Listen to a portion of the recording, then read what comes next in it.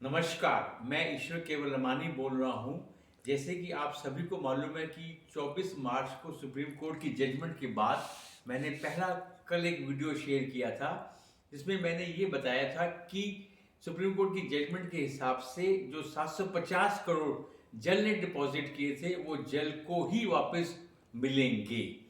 Number 2, 758 एकड़ encumbered land जिल के पास आई है, जिसकी अच्छी खासी वैल्यू है। और तीसरी बात, सुप्रीम कोर्ट ने आईआरपी को फिर से 45 डेज दिए हैं और उसमें ये बोला गया है कि खाली एनबीसीसी और सुरक्षा अपनी रिवाइज बिड दे सकते हैं and IRP has to find a solution in 45 days of time.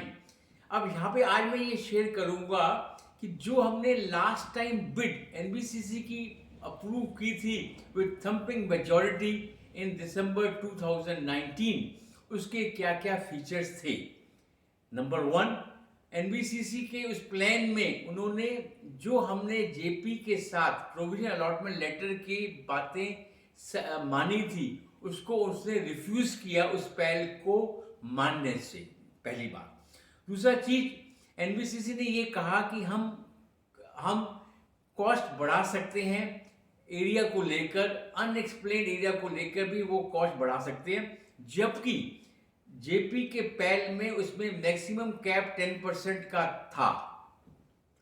Third, उसने ये भी कहा कि मैं किसी भी होम बायर को डिले पेनल्टी नहीं दूंगा। जो हमारी डिले पेनल्टी जेपी के पैल के साथ 5 रुपया पर स्क्वायर फीट पर मंथ थी, जो कि तकरीबन 1 साल की डिले में 2% हमें मिल रहा था डिले पेनल्टी जेपी के पैल के हिसाब से, वो भी इसने रिफ्यूज किया। इसके बाद उन्होंने ये भी कहा, एनबीसीसी ने कहा कि हम अपना पेमेंट प्लान इंपोज करेंगे। जो हमारा पेमेंट प्लान जेपी के पैल के साथ एग्रीड था, वो सीएलपी वालों के लिए सीएलपी का था, डाउन पेमेंट वालों के लिए डाउन पेमेंट का था, but NBCC said no, we will impose our own payment plan. इसके बाद एनबीसीसी ने यह भी कहा था कि कोई अगर होम बायर अपनी पेमेंट देने में डिले करता है तो they will charge 18% interest on delay. और यहाँ पे एक बात और जो उन्होंने काफी खतरनाक कह रखी थी, वो ये थी कि अगर कोई होम बायर 3 महीने से ज्यादा डिले कर देता है तो वो उसके फ्लैट को कन्फिस्केट कर सकते हैं, जो मेरे ख्याल से सबसे खतरनाक क्लॉज मैं इसको मानता हूं जो उन्होंने रखा था अपने पिछले प्लान में जो हमने अप्रूव किया था। और यहाँ पे एक बात और भी है कि उन्होंने ये कहा था कि हम किसी भी होम बायर का फ्लैट को रीलोकेट कर सकते हैं किसी कारणवश से, और उसके बदले में उसको प्लॉट दे सकते हैं, और उस पर होम बायर कोई प्रोटेस्ट नहीं कर सकता, कोई पूछताछ नहीं कर सकता। तो ये सारी बातें अगर आप ध्यान से देखें तो ये सारी बातें लगता है कि एनबीसीसी ने काफी अपने प्लान में रिजिड बातें रखी थी। और इवन यहां तक भी उसने कहा कि मैं रेरा की गाइडलाइंस को भी नहीं फॉलो करूंगा, जबकि रेरा की गाइडलाइंस को सारे बिल्डर को आज मानना पड़ता है। और इन सब शर्तों को देखने के बाद हमने एक एस्टीमेट बनाया था कि एनबीसीसी के प्लान में होम बायर को कम से कम 25 से 30% एक्स्ट्रा कॉस्ट देनी पड़ती। और जहां तक सवाल डिलीवरी का था, उसमें भी उसने कहा कि भाई मैं कम से कम 4-4.5 साल लगाऊंगा, तो डिलीवरी भी कोई सुपर फास्ट नहीं दे रहा था।